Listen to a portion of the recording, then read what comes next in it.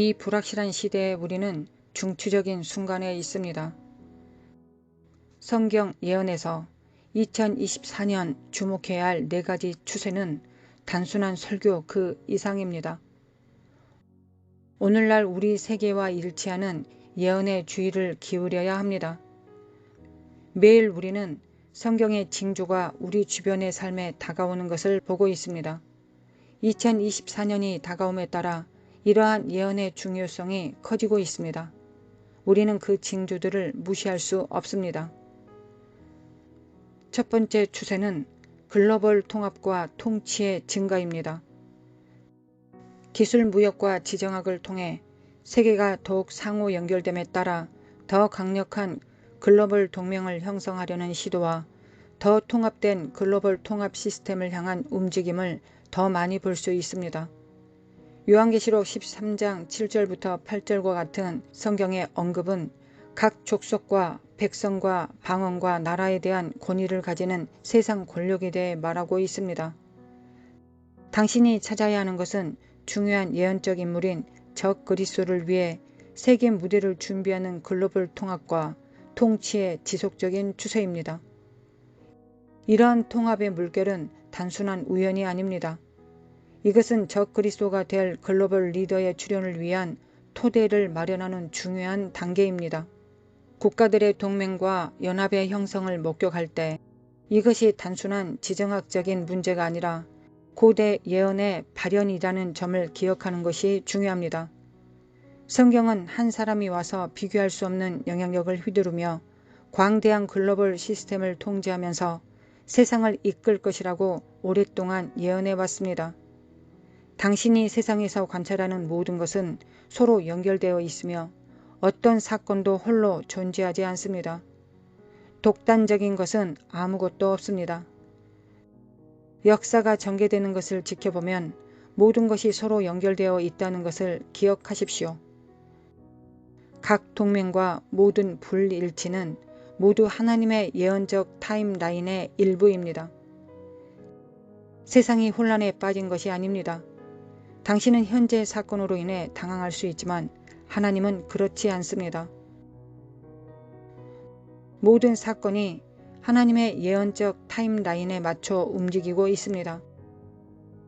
예수님이 이 땅에 계시는 동안 다가올 일에 대해 말씀하셨고 요한계시록은 더 많은 통찰력을 제공했습니다. 그래서 현재 세계 사건을 관찰하거나 뉴스를 볼 때 항상 자신에게 물어보십시오. 이것이 성경의 예언과 어떻게 관련되는가? 이것이 우리 주님의 재림과 어떻게 연결되는가? 독단적으로 전혀 아무 일도 일어나지 않습니다. 일어나는 모든 일은 하나님의 예언적 타임라인의 일부일 뿐입니다. 요한계시록 13장 7절입니다. 또 권세를 받아 성도들과 싸워 이기게 되고 각 족속과 백성과 방언과 나라를 다스리는 권세를 받으니. 요한계시록 13장 7절에 나오는 그러한 영향력 있는 인물에게는 국경과 기존 시스템을 뛰어넘는 기반 시설이 필요할 것입니다. 여기서 우리는 글로벌 경제 시스템과 디지털 통화를 주목하는 또 다른 추세를 볼 수 있습니다. 디지털 통화의 상승은 급격했습니다. 거래를 간소화하고 보편적으로 수용되는 경제 시스템 구축은 글로벌 디지털 화폐 발행에 대한 목소리가 커지고 있습니다. 전통적인 물리적 현금에서 벗어나는 이러한 변화는 단지 효율성이나 보안 문제에 관한 것이 아닙니다. 이는 경제를 포함한 모든 부분에서 통합을 향한 세계 점진적인 움직임을 반영하는 것입니다. 통합된 디지털 통화는 본질적으로 이 예언된 지도자가 글로벌 상업에 대한 전례 없는 장악력을 가질 수 있는 길을 열 수 있습니다. 이러한 추세가 2024년과 그 이후에도 계속 전개될 것이므로 그것들을 독립적인 지정학적 또는 경제적 사건이 아니라 종말 예언의 광대한 직소 퍼즐에 맞는 중요한 조각으로 보는 것이 중요합니다. 이러한 패턴을 관찰함으로써 신자들은 때를 분별하고 예언적 타임라인에서 앞에 있을 일에 대해 마음과 정신을 준비할 수 있습니다. 두 번째 추세는 기술적 진보와 짐승의 표입니다. 만약 누군가가 한 세기 또는 심지어 두 세기 뒤로 돌아간다면 오늘날 우리가 알고 있는 과학과 기술의 영역은 거의 이질적으로 보일 것입니다.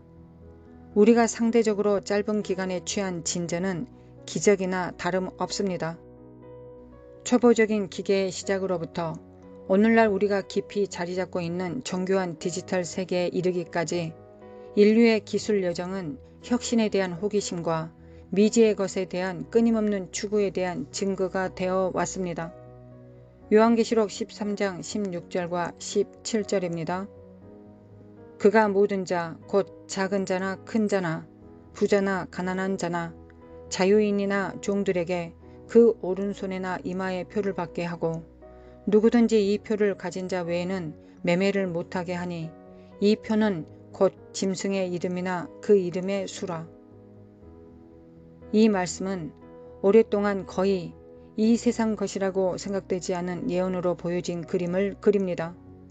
그것은 자신의 오른손이나 이마에 표를 남길 시대에 대해 말합니다. 그 표는 경제적 거래의 결정자가 되며 이 표가 없으면 구매 또는 판매라는 기본적인 행위에 참여할 수 없습니다. 오늘날 상상할 수 없는 급속한 기술 발전으로 인해 이 성경적 이미지가 점점 더 그럴듯해졌습니다. 기술이 앞으로 나아가는 엄청난 속도를 간과할 수 없습니다. 한때는 수세기가 아니더라도 수십 년이 걸렸던 작업과 혁신이 이제는 불과 몇 년 또는 심지어 몇 달 만에 실현됩니다. 우리는 당신의 꿈이 오늘날의 현실이 되는 시대에 살고 있습니다. 당신이 참여하는 모든 거래를 모니터링하는 세계 시스템처럼 과거의 불가능성이 가능성으로 변했습니다. 이러한 수준의 감시는 200년 전에는 상상할 수도 없었고 기술적으로도 불가능했지만 오늘날은 현실입니다. 요한계시록 13장 16절과 17절이 실현되기 위해 적 그리스도가 필요로 하는 권세, 통제 및 감시 수준에 필요한 인프라가 이미 마련되어 있습니다. 2024년에도 이러한 추세는 지속될 것입니다. 저는 최근 제 자동차 앱에 로그인 했는데 지난 3년 동안 제가 수행한 모든 운전을 추적할 수 있다는 사실에 깜짝 놀랐습니다. 제가 정지한 각 운전의 시간과 각 정지 시간을 데이터화했습니다. 이 경험은 우리가 현재 받고 있는 감시의 깊이를 제게 강조해 주었습니다. 적 그리스도가 세상을 지배하기 위해 활용할 바로 그 인프라가 우리 주변에 구축되고 있습니다. 기술 발전의 속도를 고려하면 우리는 수년에 걸쳐 요한계시록 13장에 묘사된 현실에 점점 더 가까워질 것으로 예상할 수 있습니다. 수년에 걸쳐 다양한 학자들과 신학자들은 그의 숫자 666을 통해 적 그리스도를 식별하기 위해 상상의 계산을 해왔습니다. 그러나 저는 이 숫자와 이름의 의미를 진정으로 아는 사람이 아무도 없음을 고백해야 한다고 생각합니다. 그럼에도 불구하고 그 기간 동안 이 땅의 신자들은 의심할 여지 없이 그것을 분명히 이해합니다. 성경 예언과 기술의 거대한 타임라인에서 생명공학 발전, 디지털 금융 및 개인 감시의 실타래들이 얽혀 있기 때문에 짐승의 표의 예언과 기묘하게 일치하는 패턴이 나타납니다. 우리가 기술적으로 진보된 이 시대를 헤쳐나가면서 관찰하고 반영하고 분별하는 것이 중요합니다. 세 번째 추세는 배도와 참된 신앙에서 멀어지는 것입니다. 2024년에 대한 경고입니다. 최근 우리는 기독교를 뒷받침하는 바로 그 믿음의 기초 자체에서 흔들림을 목격했습니다. 데살로니가 후서 2장 3절에서 바울이 말한 배도나 배교에 대한 경고한 신랄한 말은 오늘날 그 어느 때보다 더 관련성이 있음이 입증되었습니다. 헬라어 단어 아포스타시아에서 발생된 아포스타시라는 용어는 이탈, 배교, 반란을 포함하여 심오한 의미를 지니고 있습니다. 데살로니가 전서 2장 3절에서 그것은 단순히 일시적인 이탈이 아니라 엄청난 수의 사람들이 하나님에게서 돌아서는 것을 의미합니다. 단지 몇몇 개인이나 소수가 아닙니다. 전례 없는 하나님에 대한 세계적인 반역입니다. 우리 시대에 이것을 보고 있지 않습니까? 저는 그런 것을 본 적이 없습니다. 제 생애 동안 세상은 중대한 변화를 겪었습니다. 저는 성경적 비율의 도덕적 변화를 관찰했습니다. 세상은 거룩하고 의로운 것을 미워하고 죄와 불경건은 받아들이는 것 같습니다. 오늘날 목사들이 죄 가운데 살도록 공개적으로 허용하고 불의를 축하하고 미화하는 교회가 있습니다. 2024년까지 더 많은 큰 배교를 목격하게 될 것입니다. 국가 전체에 걸쳐 교회에 타락한 사람들의 수가 증가하고 있습니다. 주님에 대한 많은 사람들의 사랑이 식어졌기 때문에 교회가 세상에 스며들었고 세상이 교회 안으로 침투해 들어왔습니다. 신자로서 이 세상에 동화되지 않도록 하는 것이 당신의 임무입니다. 신자로서 세상의 영향력에 흔들리지 않도록 하는 것이 필수적입니다. 세상은 당신을 세상의 믿음과 이데올로기에 맞추려고 할 것이지만 당신의 믿음은 하나님의 말씀, 성경과 일치해야 합니다. 이 세상은 하나님이 용납하지 않는 것들을 당신이 받아들이도록 하려고 할 것입니다. 그것은 거룩하고 의로운 삶을 장려하지 않고 쾌락주의 교리를 지지하게 합니다. 세상은 당신을 즉각적인 만족과 일시적인 쾌락으로 몰아갑니다. 이 세상의 종교는 육신에 속하며 육신의 방종 중 하나입니다. 다른 사람보다 개인적인 관심을 우선시하거나 즐겁기 때문에 계속 죄를 지을 권리가 있다고 느끼게 할 수도 있습니다. 그러나 기억하십시오. 그러한 영향력은 당신을 하나님의 가르침에서 더 멀어지게 할 것입니다. 세상에서 나타나 교회로 스며드는 문제가 되는 추세가 있습니다. 사람들은 나는 기독교인이지만 성경을 따르지는 않습니다 라고 주장합니다. 이 주장은 모순적입니다. 나는 채식주의자이지만 닭고기와 쇠고기를 먹는다고 말하는 것과 비슷합니다. 교회에 침투하는 세상의 그러한 생각들이 우려됩니다. 그들은 예수님을 믿는 사람이 될 수 없고 성경의 진리를 무시하는 것과 같습니다. 우리 바로 앞에서 많은 신자들이 신앙에서 크게 벗어나는 것을 목격하고 있습니다. 그러면서 스스로가 신자라고 생각합니다. 많은 사람들이 이미 길을 잃었고 더 많은 사람들이 위기에 처해 있다는 것을 인식하는 것이 중요합니다. 하나님께 대한 당신의 헌신은 의도적이어야 합니다. 예수님을 따르기로 한 당신의 결정은 의식적인 것이어야 합니다. 당신은 우리가 이 큰 배도가 펼쳐지는 것을 목격하더라도 소수만이 찾을 수 있는 좁은 길을 의식적으로 선택해야 합니다. 그것이 당신을 애워싸지 않도록 조심하십시오. 당신의 믿음을 고수하십시오. 건전한 교리를 지키고 성경의 가르침에 충실하십시오. 세상으로부터 당신을 분리시키십시오. 2024년은 약속으로 손짓하고 있습니다. 그러나 이는 또한 도전을 가져옵니다. 교회의 책임은 단순히 배교를 경계하는 것뿐만 아니라 성도들에게 전달된 믿음이 부패하지 않고 희석되지 않도록 건전한 교리를 적극적으로 고무시키는 것입니다. 네 번째 추세는 도덕적 부패와 사회적 가치의 변화입니다. 사회의 구조는 공동체를 하나로 묶을 수 있는 가치 규범과 도덕으로 짜여져 있습니다. 이러한 끈이 약해지거나 방향을 바꿀 때 사회는 필연적으로 변화를 겪게 될 것입니다. 2024년이 다가옴에 따라 바울이 디모데에게 보낸 디모데후서 3장 1절에서 5절에 묘사된 것처럼 전통적인 성경적 가르침과 가치관으로부터 점진적으로 멀어지고 있습니다. 이기심, 교만, 신성모독, 무정함이 더욱 뚜렷해지고 있습니다. 이 도덕적 부패를 인정하고 해결하는 것이 필수적입니다. 이러한 변화 중 가장 눈에 띄는 징후 중 하나는 이기심이 놀라울 정도로 증가하고 있다는 것입니다. 우리는 그 어느 때보다 자신을 우선시하는 시대에 살고 있습니다. 사람들이 자기 자신을 사랑하게 된다는 성경의 경고는 가족보다 자신의 욕망을 우선시하는 남편과 아내로부터 지도자가 예수 그리스도의 가르침보다 더 두드러지는 유명 인사인 목회자 현상에 이르기까지 오늘날 잊혀지지 않을 만큼 관련이 있는 것들이 많습니다.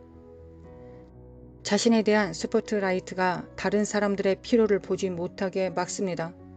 그것은 자아의 종교와 쾌락의 종교를 형성하고 있는 새로운 종교입니다.